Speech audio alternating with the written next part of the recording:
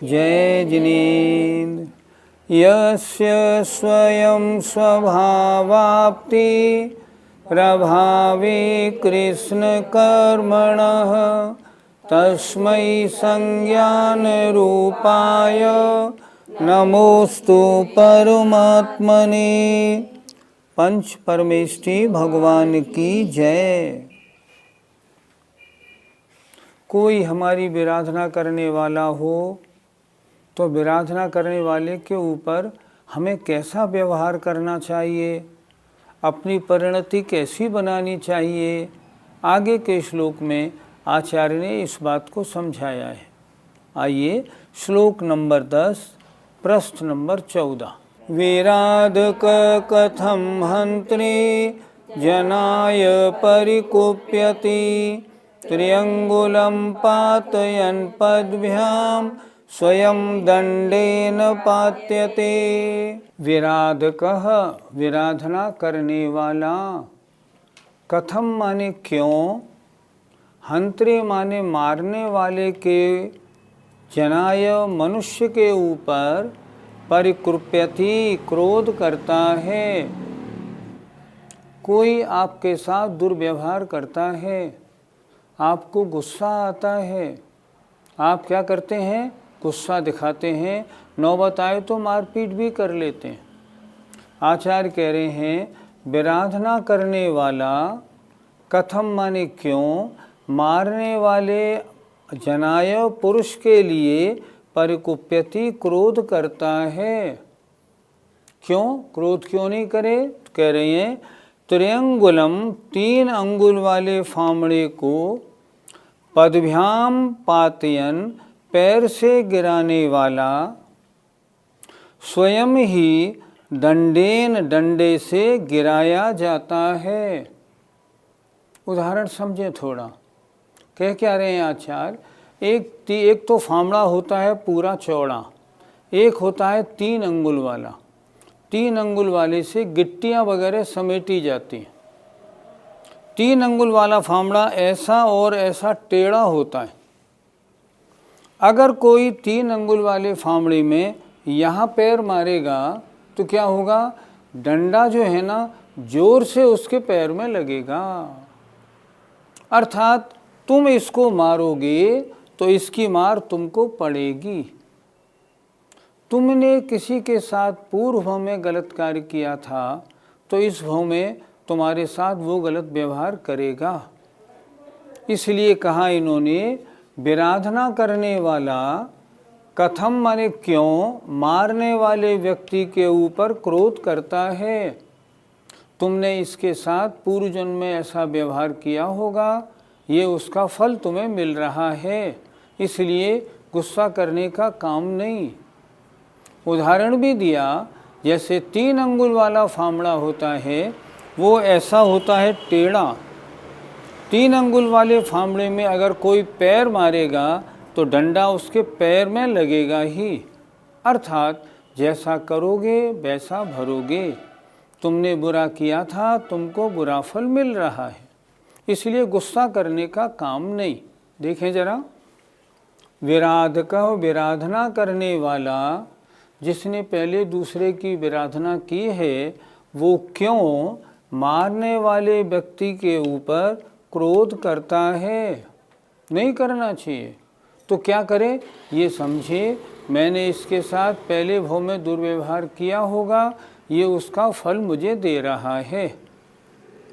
त्र्यंगुलम पातयन पदभ्याम, 3 अंगुल वाले फामड़े को पैरों से गिराने वाला, स्वयं ही लकड़ी के द्वारा गिराया जाता है, पीटा जाता है।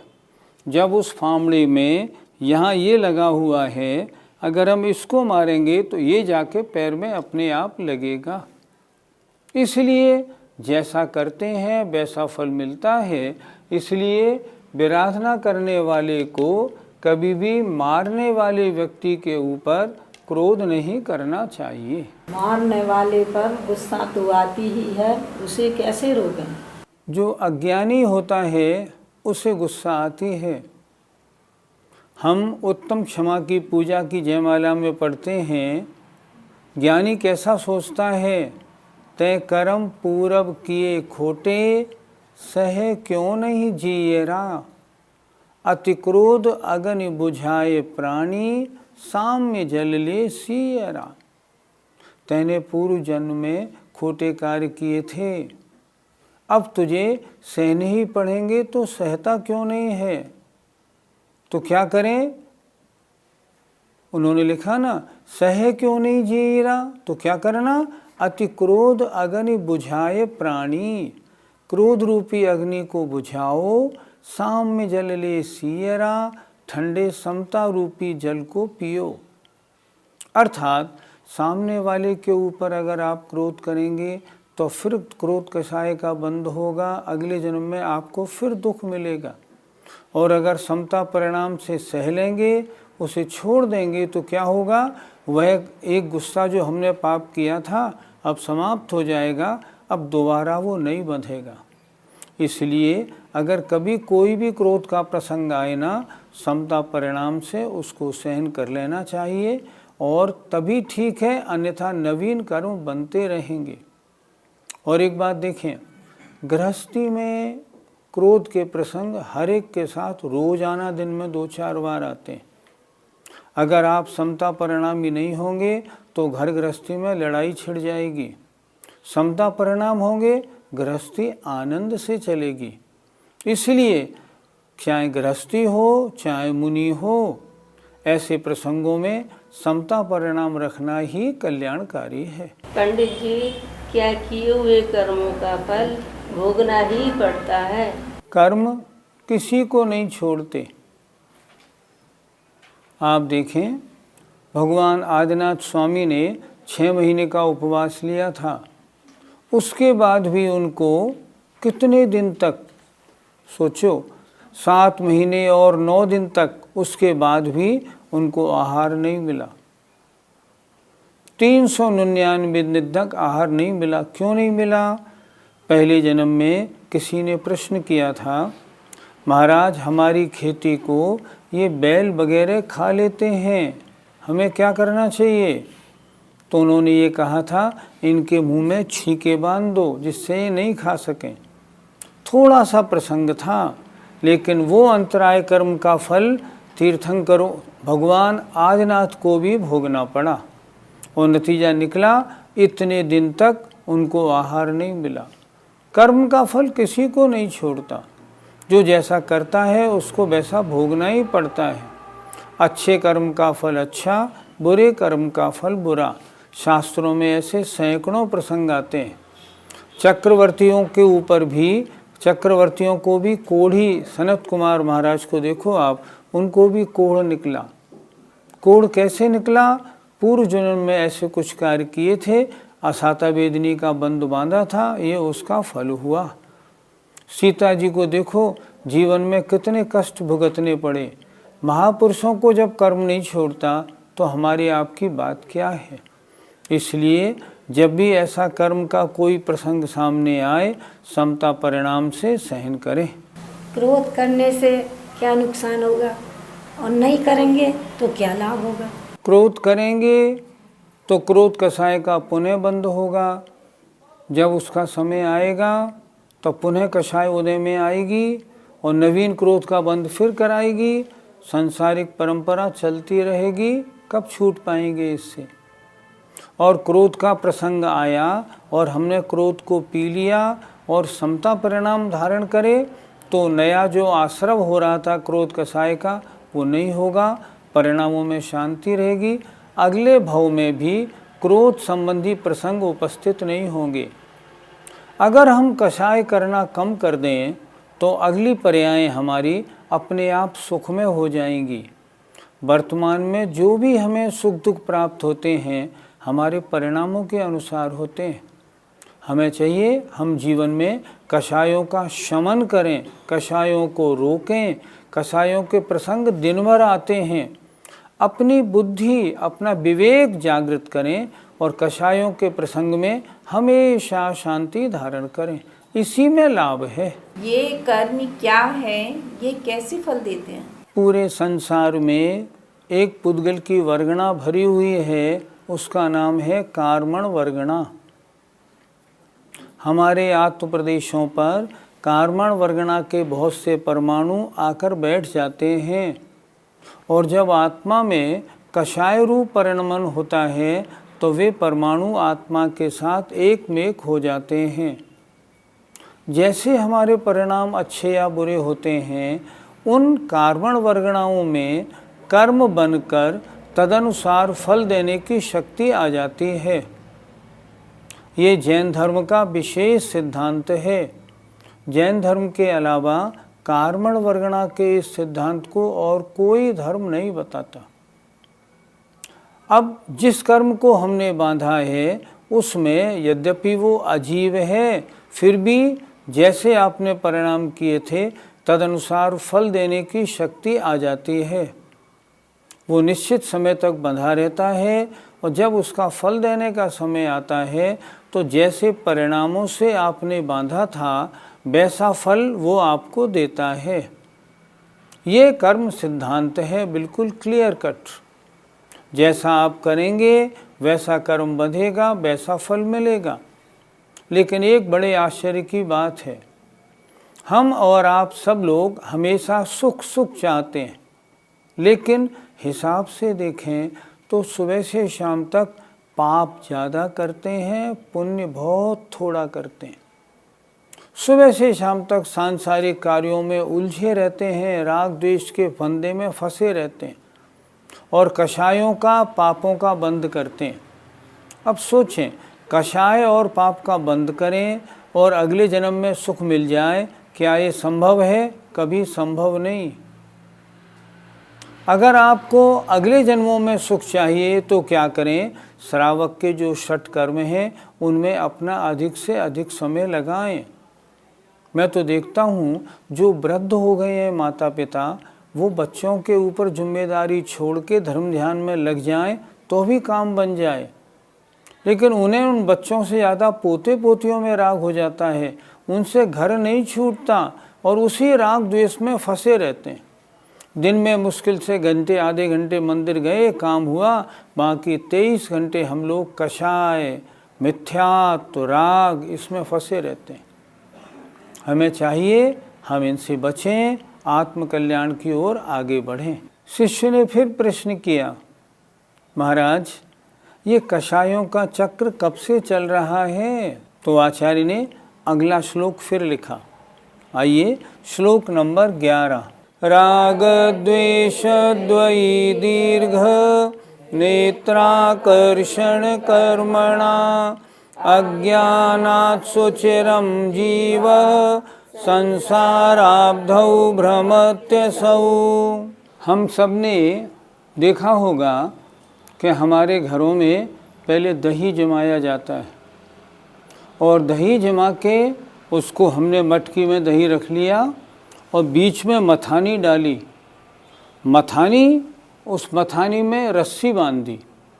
अब उस रस्सी को खींच के क्या होता है, उस मथानी में सारा काम चलता है। कभी इसको खींचा, कभी उसको खींचा, कभी इसको खींचा, कभी उसको खींचा। आचार्य कहते हैं इसी तरह संसार में मथानी की 2 डोरी हैं, राग और द्वेष। कभी राग कभी द्वेष, कभी राग कभी द्वेष। इन दोनों के कारण ये निरंतर हमारा ये संसार बढ़ा चला जा रहा है। देखें क्या कह रहे हैं आचार्य, राग द्वेषो, राग द्वेष रूपी 2 बड़ी डोरियों से नेत्राकर्षण कर्मणा घुमाई जाती हुई मथानी की तरह। जैसे डोरी के द्वारा मथानी घुमाई जाती है, उसी तरह राग द्वेष और बीच में ये आत्मा घूमने में लगा हुआ है। कभी राग कभी द्वेष के चक्कर में पड़ा रहता है और घूमता रहता है। राग द्वेष रूपी 2 बड़ी डोरियों से घुमाई जाती हुई मथानी की तरह अज्ञानात, अज्ञान से, अज्ञान के कारण, सुचिरम, अनादिकाल से यह जीव संसार अब्धौ, संसार रूपी समुद्र में भ्रमत्यसौ घूम रहा है। संसार भ्रमण का मुख्य कारण है कषाय, राग द्वेष। राग द्वेष, अगर राग द्वेष से हम दूर हो जाएं तो संसार हमारा अपने आप समाप्त हो जाए। जो राग द्वेष से दूर होते हैं उन्हें हम कहते हैं वीतराग।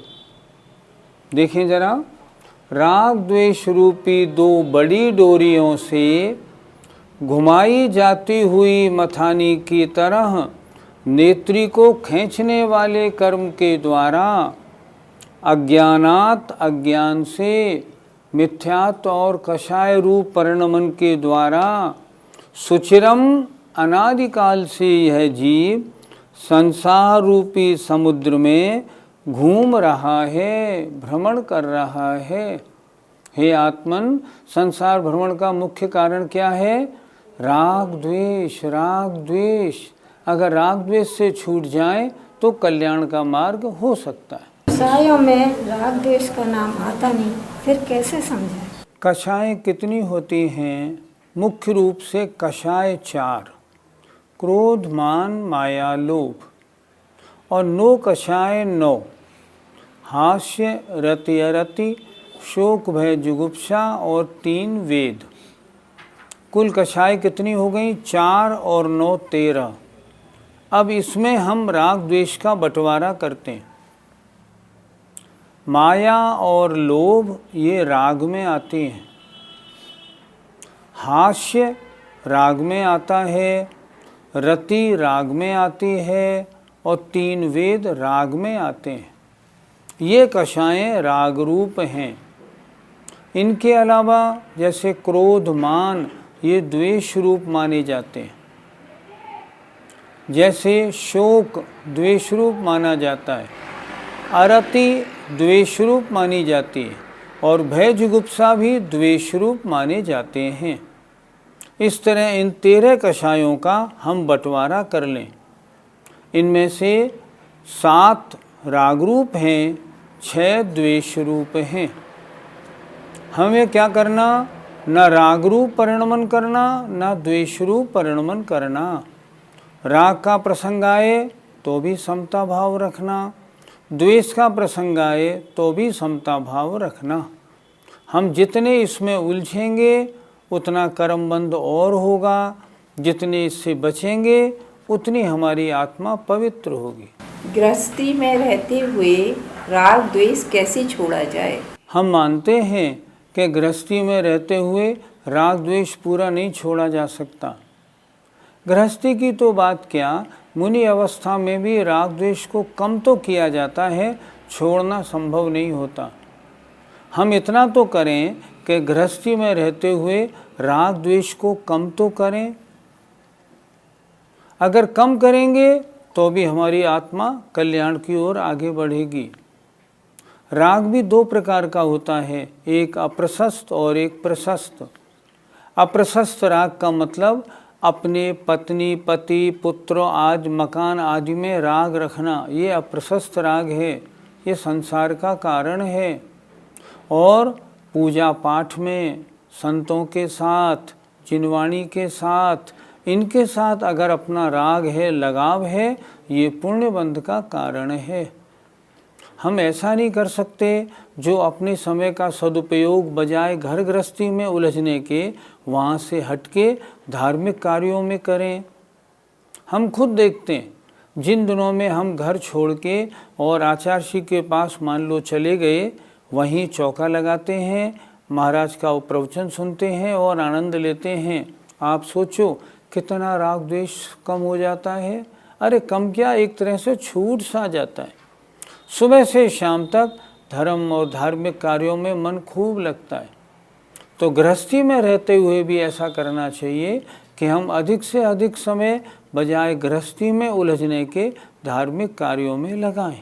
हमें अपने 24 घंटे किन कार्यों में लगाना चाहिए? आपकी उम्र देखते हुए तो मैं आपको राय दूंगा, आपको घर छोड़ के आश्रम में चला जाना चाहिए और दिन भर वहाँ धर्म ध्यान में अपना काम करना चाहिए। सामान्यतया आचार्य इस बारे में क्या कहते हैं? आचार्य श्री कहते हैं हमारे पास 24 घंटे हैं और हमारे पास 3 कार्य करने को हैं। धर्म, अर्थ और काम, 3 पुरुषार्थ हम करते हैं। मोक्ष पुरुषार्थ तो पंचम काल में होता नहीं। तो हम क्या करें, हम तीनों पुरुषार्थों को 8-8 घंटे दें। 8 घंटे धर्म में लगाएं, 8 घंटे कर्म में, अर्थ पुरुषार्थ में या गृहस्थी में लगाएं और 8 घंटे इस शरीर को सोने में, नहाने धोने में लगाएं। अगर इतना हम करेंगे ना तो हमारा ये मनुष्य पर्याय का समय हम सफल मानेंगे। धर्म में 8 घंटे कैसे लगाएं? धर्म में ऐसे लगाएं, आराम से 2 घंटे पूजा करें, सुबह दोपहर शाम 3 टाइम सामायिक करें, शाम को शास्त्र प्रवचन 1 घंटे सुने और जब भी समय मिले अपने घर पे भी हम स्वाध्याय में समय लगाएं। जब भी महाराज के चातुर्मास शुरू हो जाएं, अपन महाराज के पास जाएं, वहाँ महीने, 2 महीने, 3 महीने वहाँ रह के आनंद लें। हम देखें तो सही, गृहस्थी में राग द्वेष में पढ़कर क्या आनंद और महाराज के पास रहने में, प्रवचन सुनने में, उनको देखने में क्या आनंद। हम देखें तो सही, जब हमें स्वयं अनुभव होगा, ओहो घर तो कीचड़ है, यहाँ आनंद ही आनंद है। जब ऐसा अनुभव होगा तो घर गृहस्थी से हमारा मन अपने आप हटेगा और हम 24 घंटे अपना समय उन्हीं धार्मिक कार्यों में लगाएंगे। आप जरा और लग के तो देखिए, आपको सपने भी यही आने लगेंगे। हमने तो देखा, जब हम आचार्य श्री के पास 15 दिन के लिए भादों सुदी में चले जाते हैं तो सपने में भी यही होता है कि महाराज आ रहे हैं, लाओ पड़गाहन कर लो, अत्रो तिष्ठो तिष्ठो। सपने में भी तिष्ठो तिष्ठो होता है। इसलिए 24 घंटे में 8 घंटे कम से कम धर्म ध्यान में ज़रूर लगाएं। संसार परिभ्रमण से बचने के लिए मार्ग क्या है? इस श्लोक में आचार्य ने क्या बताया? आचार्य कह रहे हैं हम राग और द्वेष 2 डोरियों के बीच में फंसे पड़े हैं और घूम रहे हैं संसार में। श्लोक में यही तो लिखा है, राग द्वेष रूपी 2 डोरियों के चक्कर में अनादिकाल से ये आत्मा भ्रमण कर रहा है। आपने पूछा भ्रमण से बचने का उपाय क्या है? उपाय एक है, अपने राग द्वेष को कम से कम करें, उसे घटाएं। अपने जीवन के हम 3 हिस्से क्यों ना बना लें। एक हिस्सा गृहस्थी में, मतलब पढ़ने लिखने में, दूसरा हिस्सा अपना गृहस्थी व्यापार निपटाने में और तीसरा हिस्सा अपने आत्मकल्याण और परभव सुधारने में। अगर हमने अपनी लाइफ का, अपने जीवन का ऐसे बंटवारा कर लिया ना तो हमारा जीवन सफल हो जाएगा और हमारा भ्रमण रुक जाएगा। हम करते क्या हैं, हम 24 घंटे उसमें उलझे रहते हैं। संसार भ्रमण का कारण राग द्वेष में उलझे रहना, संसार भ्रमण से छूटने का कारण राग द्वेष से बचते रहना। जितना इससे बचेंगे संसार भ्रमण हमारा उतना कम होगा। इसलिए जैसे बसे तैसे हम इससे उलझे नहीं, हम सुलझें और राग द्वेष को कम करें। अगर ऐसे हम करेंगे तो हमारे संसार भ्रमण का एक दिन ज़रूर अंत हो जाएगा। एक एक आचार्य पूज्यपाद की कारिका दिल छूने वाली है। आचार्य पूज्यपाद ने अपने जीवन भर के अनुभव को इन कितने सरल श्लोकों में लिखा है। हम अज्ञानियों का ये पुण्य है जो हम लोगों को ये पढ़ने सुनने को मिला। अगर हम जीवन में उतार लें, निश्चित रूप से हमारा कल्याण होगा। जय जिनेन्द्र।